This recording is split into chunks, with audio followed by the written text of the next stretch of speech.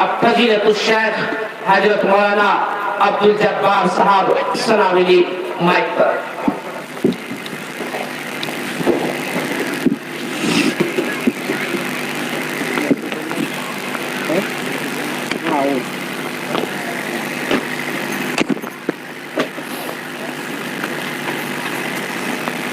السلام علیکم ورحمۃ اللہ وبرکاتہ. الحمد للہ رب العالمین والصلاة والسلام على سید الانبیاء والمرسلین وعلى آلہ واصحابہ اجمعین. اما بعد، اعوذ باللہ من الشیطان الرجیم. بسم اللہ الرحمن الرحیم. یا قوم اعبدوا اللہ ما لکم من الہ غیرہ. وقال النبی صلی اللہ علیہ وسلم بنی الاسلام علی خمس: شہادت ان لا الہ الا اللہ وأن محمد رسول الله وإقام الصلاة وإيتاء الزكاة وصوم رمضان وحج البيت من استطاع إليه سبيلا، أو كما قال عليه الصلاة والسلام. رب اشرح لي صدري ويسر لي أمري واحلل عقدة من لساني يفقهوا قولي. اسٹیج پر تشریف فرما محترم علماء کرام،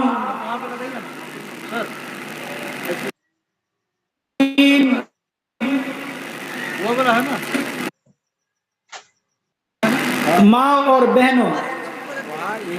اللہ تبارک و تعالی کا بے پناہ شکر و احسان ہے کہ اس نے ہمیں دین کی باتیں سننے کے لیے، سمجھنے کے لیے،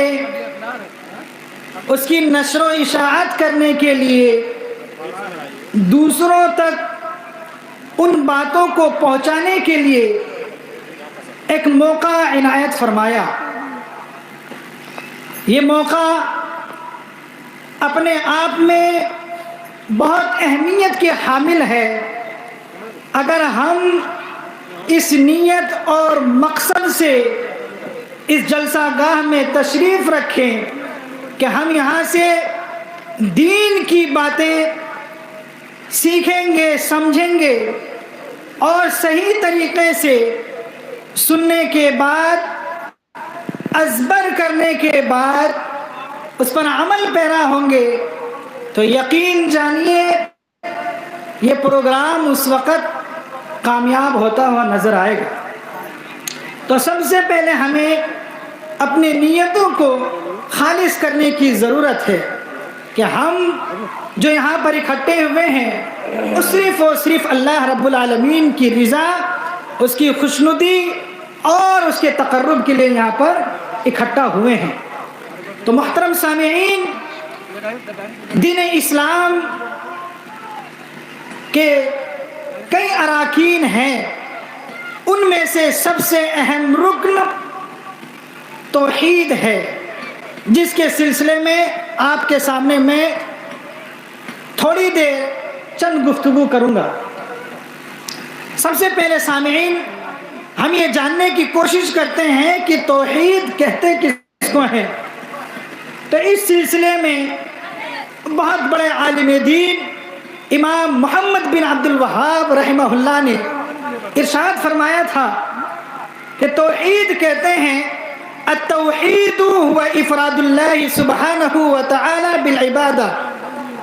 کہ توحید ایک اللہ سبحانہ وتعالی کی عبادت کرنے کا نام توحید ہے. یعنی صرف ایک اللہ کی عبادت کرنا، ایک اللہ کے سامنے سر کو جھکانا اور ایک اللہ کے لیے سر تسلیم خم کر دینا، اس کو توحید کہتے ہیں. محترم سامعین، آپ نے کلمہ لا الہ الا اللہ پڑھا ہوگا اور سنا بھی ہوگا، لیکن اس کلمے کا مفہوم ہم اور آپ کو سمجھنے کی ضرورت ہے۔ اس کلمے کے اندر دو مفہوم ہیں، لا الہ الا اللہ،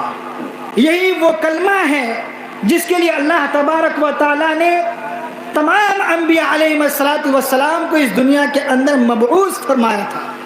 توحید ہی کے پرچم کو بلند کرنے کے لیے اللہ تبارک و تعالی نے 1,24,000 کم و بیش انبیاء علیہ السلام کو اس دنیا کے اندر بھیجا، صرف توحید کی وجہ سے۔ اور اس کلمے کے اندر توحید کے نکات موجود ہیں۔ چنانچہ لا الہ، اس کلمے کے اندر نبی کریم صلی اللہ علیہ وسلم نے یہ فرمایا کہ اللہ رب العالمین کے علاوہ کوئی بھی الہ نہیں۔ یعنی اس سے یہ پتہ چلتا ہے کہ اس دنیا کے اندر جتنے بھی معبودان باطلہ ہیں ان سبوں کی نفی اس کلمے سے لازم آتی ہے۔ یعنی ایک مسلمان اپنے زبان سے یہ اقرار کرتا ہے کہ اس دنیا کے اندر کوئی بھی معبود برحق اللہ رب العالمین کے علاوہ نہیں ہے۔ معبود برحق اگر کوئی ہے تو وہ صرف اور صرف اللہ رب العالمین کی ذات ہے۔ اسی طریقے سے کلمے کا دوسرا جز الا اللہ،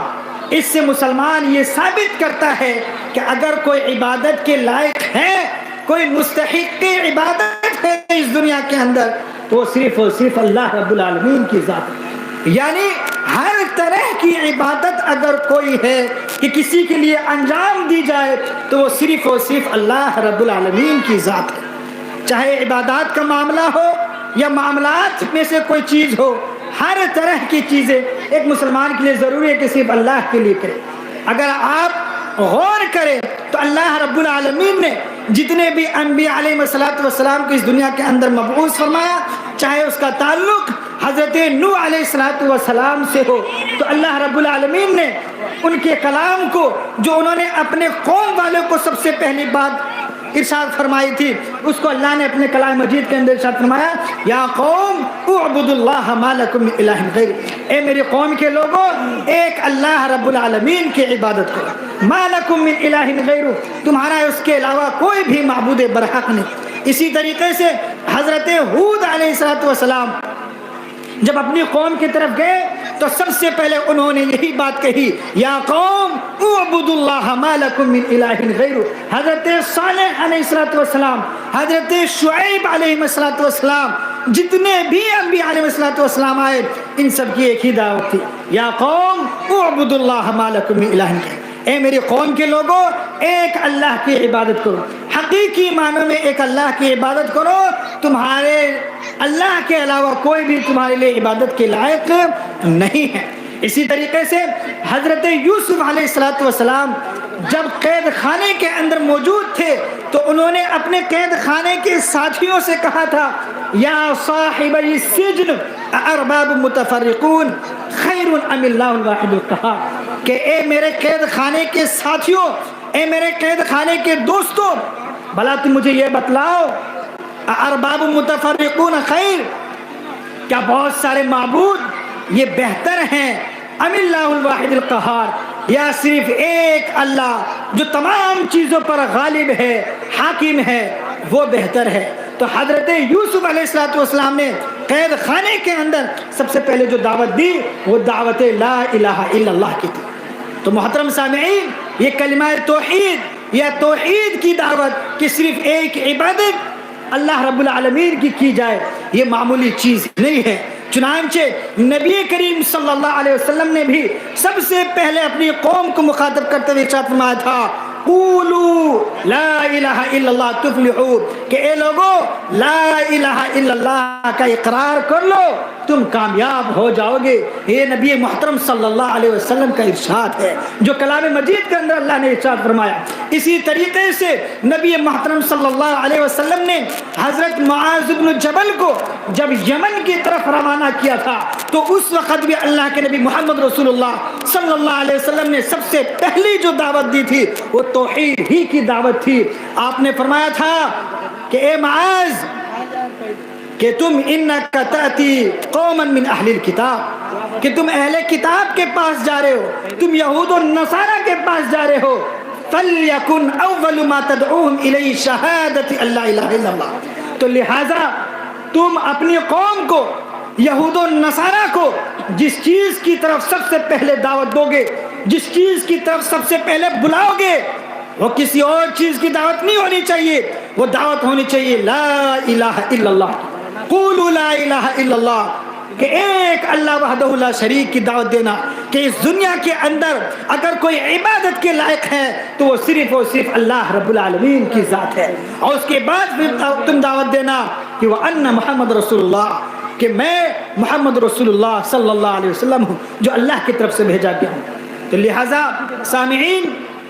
یہ توحید بہت اہم چیز ہے، اس کو سمجھنے کی اور اس کو پرکھنے کی ضرورت ہے۔ چنانچہ اسلام کی جو اہم بنیادیں ہیں، جس کو نبی کریم صلی اللہ علیہ وسلم نے فرمایا کہ بنی الاسلام علی خمس، کہ اسلام کی بنیاد یا اسلام جن ڈھانچوں پر کھڑا ہے، جو اس کے پلر ہیں، وہ خمس ہیں، وہ 5 ہیں۔ ان میں سب سے پہلا پلر شہادت اللہ الہ الا اللہ، وہ سب سے پہلا پلر اگر کوئی ہے تو لا الہ الا اللہ کا پلر ہے، یعنی اس بات کی گواہی دینا کہ اس دنیا کے اندر اللہ رب العالمین کے علاوہ کوئی لائق عبادت نہیں ہے، یعنی کہ اگر ہمارا سر اگر جھکے گا تو وہ صرف رب العالمین کے سامنے جھکے گا، سر اگر ٹکرائے گا تو زمین پہ ضرور ہمارے سر نیچے جھکیں گے، لیکن یہ دل جو جھک رہا ہے وہ رب العالمین کے سامنے جھک رہا ہے، کسی اور کے سامنے نہیں جھک رہا ہے۔ یہ ایک مسلمان اس بات کی گواہی دیتا ہے۔ چنانچہ توحید محترم سامعین دین اسلام کی بنیاد ہے، یہ دین اسلام کی اساس ہے یہ۔ چنانچہ توحید وہ چیز ہے کہ جس کا اقرار کیے بغیر ایک مسلمان ہو ہی نہیں سکتا کوئی شخص۔ کسی بھی شخص کو اگر مسلمان بننا ہے تو اس کے لیے ضروری ہے کہ وہ کلمہ لا الہ الا اللہ کا اقرار کرے، توحید کا اقرار کرے۔ ایک مسلمان ہوتے ہوئے اگر کسی نے توحید کا انکار کر دیا، اللہ رب العالمین کی وحدانیت کا انکار کر دیا، تو یقین جانیے کہ وہ دائرہ اسلام سے خارج ہو جائے گا۔ اور یہ بھی یقین جانیں اور اپنے ذہن و دماغ میں یہ چیز لے کر کے جائیں کہ روز اول سے لے کر کے آج تک اور قیامت تک جتنی بھی جنگیں ہوئی، ماضی میں یا مستقبل میں ان فیوچر میں جتنی بھی جنگیں ہوتی رہیں گی، جو بغاوتیں مسلمانوں کے خلاف ہوتی رہی ہیں یا ہوتی رہیں گی، جو سازشیں رچی گئی ہیں، وہ صرف اور صرف اسی کلمہ توحید لا الہ الا اللہ کی وجہ سے ہے، تھی اور رہے گی۔ یہ کلمہ ایک ایسا کلمہ ہے جس کی وجہ سے انبیاء علیہ السلام نے اپنی جانوں کی قربانیاں دی ہے، جس کے لیے نبی کریم صلی اللہ علیہ وسلم نے اپنے خون کو، اپنے منہ کو خونوں سے لہولہان کر دیا۔ اسی توحید کے لیے صحابہ کرام لہولہان ہوئے، اسی توحید کے لیے اولیاء اللہ علیہ السلام یہ سبھی کے سبھی لوگ جام شہادت کو نوش کیا۔ تو یہ توحید کوئی معمولی چیز نہیں ہے۔ اگر توحید کو کوئی انسان کما حقہ ادا کرتا ہے، اس کے تقاضے کو پورا کرتا ہے، عملی اعتبار سے بھی اور قلبی اعتبار سے بھی اگر کوئی اس کو پورا کرتا ہے تو ایسا شخص جنت کا مستحق ہے۔ اگر کوئی اس کے تقاضوں کو کما حقہ پورا نہیں کرتا تو ایسا شخص جہنم میں گردانا جا سکتا ہے، کیونکہ نبی کریم صلی اللہ علیہ وسلم نے ارشاد فرمایا تھا من مات لا یشرک باللہ شیئا دخل الجنہ، کہ جو شخص اللہ کے علاوہ کسی کی بھی عبادت نہیں کرتا، یعنی اللہ کے ساتھ کسی کو شریک نہیں کرتا، تو یہ یقیناً وہ جنت کے اندر داخل ہوگا۔ اگر گنہگار ہے تو یقیناً اول مرحلے میں نہ جائے، لیکن سزاؤں کے بھگتنے کے بعد وہ ضرور جنت میں جائے گا۔ لیکن اگر اللہ کے ساتھ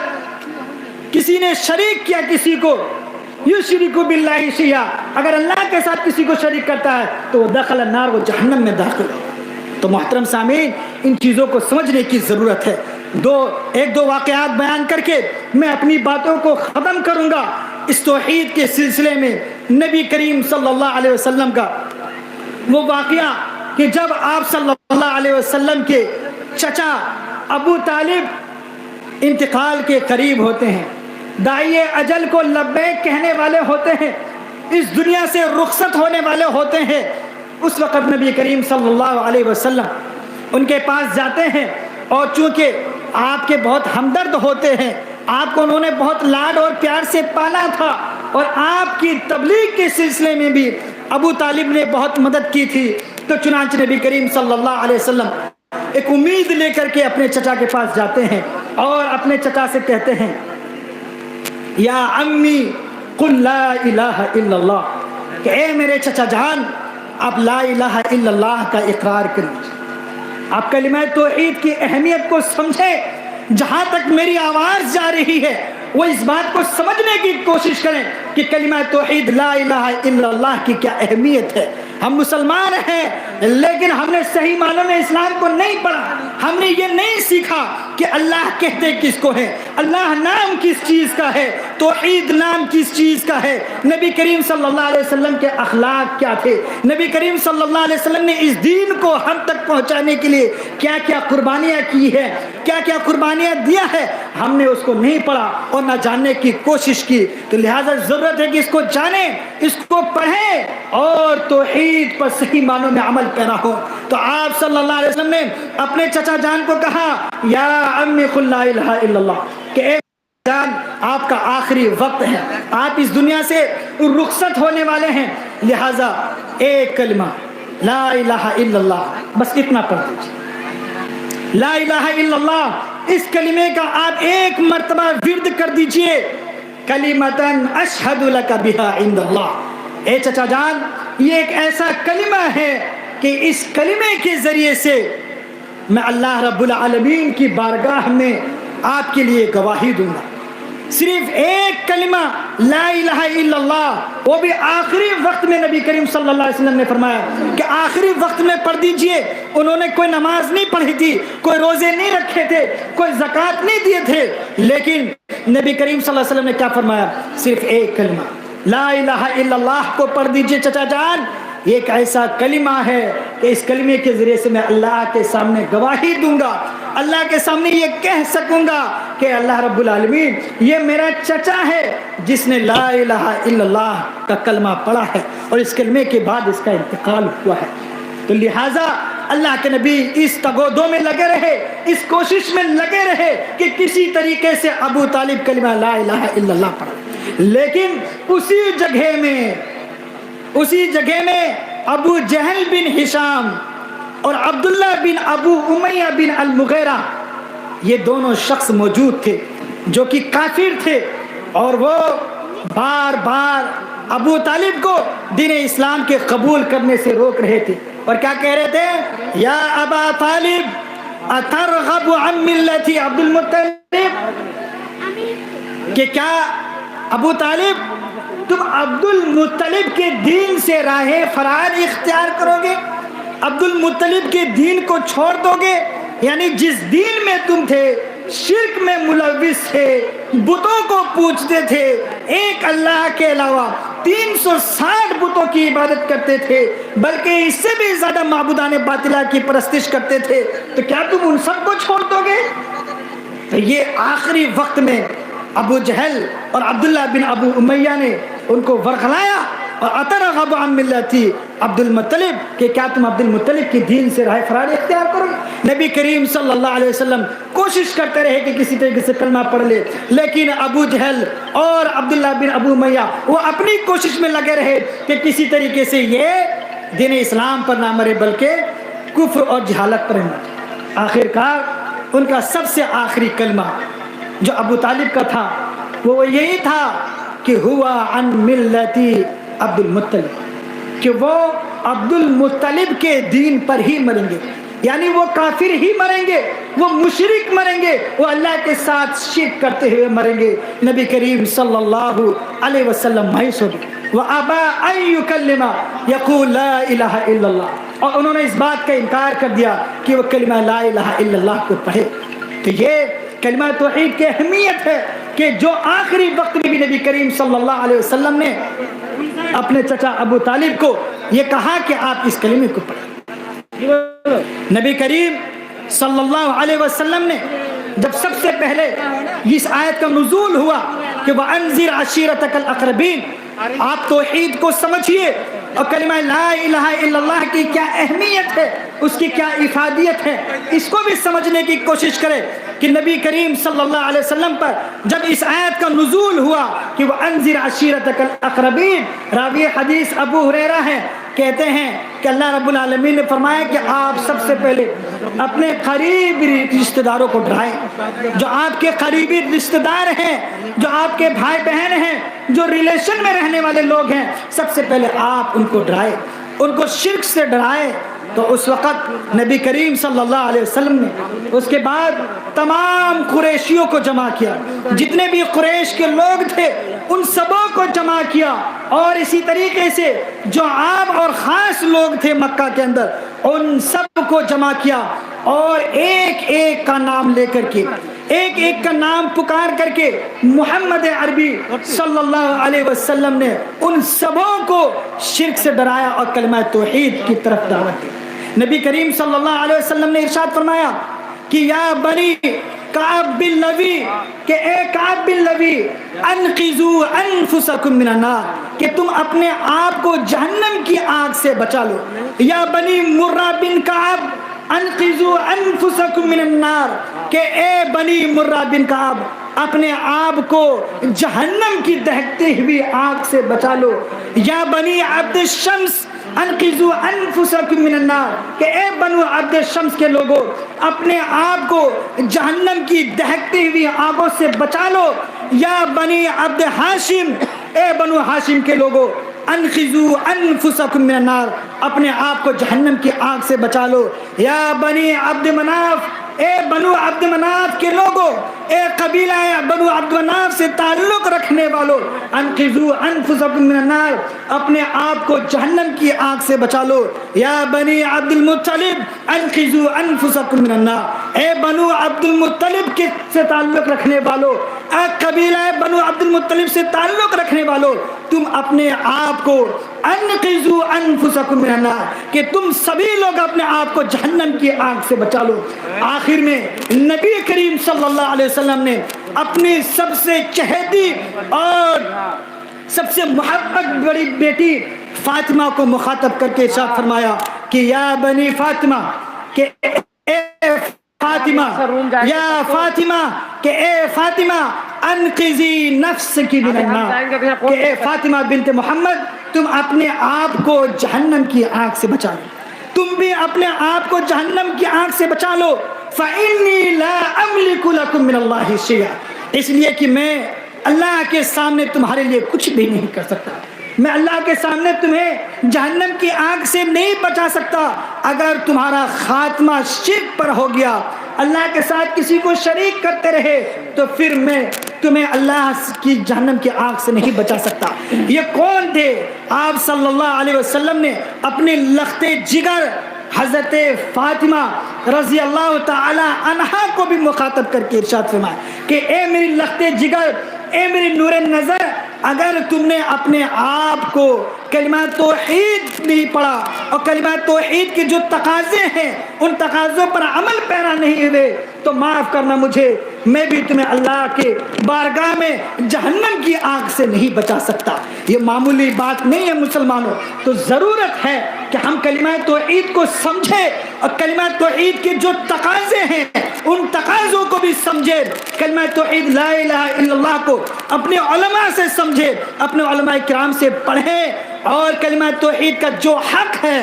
ان حقوق کو ادا کرنے کی کوشش کریں۔ صرف اسی طرح کی باتیں کرنے سے کام نہیں چلنے والا ہے، بلکہ اللہ رب العالمین پر جس طرح ایمان لانے کا حق ہے، کما حق ہو اس پر ایمان لائے، جو اس کا تقاضا ہے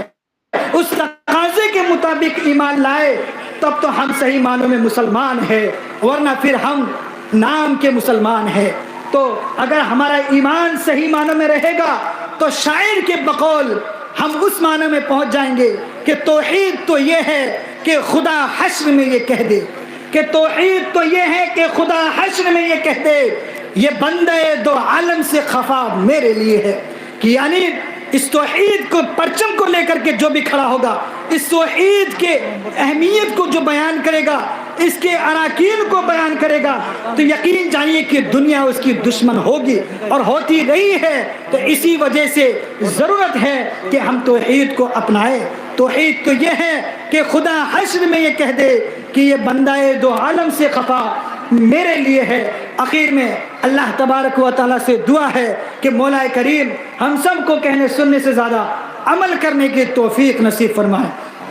یہاں جتنے بھی مسلمان موجود ہیں، مولا کریم ان تمام کو صحیح معنوں میں عقیدہ توحید پر کامل عمل پیرا ہونے کی توفیق نصیب فرمائے۔ ہم سب کا خاتمہ ایمان بالخیر پر فرما، آمین۔ وصلی اللہ علی نبینا محمد وآلہ واصحابہ اجمعین، والسلام علیکم ورحمۃ اللہ وبرکاتہ۔ زمین اگر بنجر ہو تو برسات سے کیا ہوگا؟ زمین اگر بنجر ہو تو برسات سے کیا ہوگا؟ دل اگر پتھر ہو تو تقریر سے کیا ہوگا؟ محترم سامعین، آپ دل کو پتھر بنا کر کے نہ رکھیں۔ شیخ محترم عبدالجبار صاحب سنابلی ماشاءاللہ ہمارے علاقے میں ہی ایک شیخ محترم ہے، ان کی خطاب سن کر کے ہمیں کیسا لگا؟ شیخ محترم کی بیان آپ اور ہم کی دلوں کو جوڑ رہے تھے۔ توحید کے موضوع پر یہ مدلل خطاب کر رہے تھے اور عمدہ خطاب کر رہے تھے۔ شیخ محترم کے لیے ماشاءاللہ جزاک اللہ جزاک اللہ رب العالمین سے دعا ہے رب العالمین پاک پروردگار عالم اے اللہ ان کی اور اسی طرح قرآن و احادیث کی باتیں مدلل بیان کرنے کی توفیق عطا فرما، آمین یا رب العالمین۔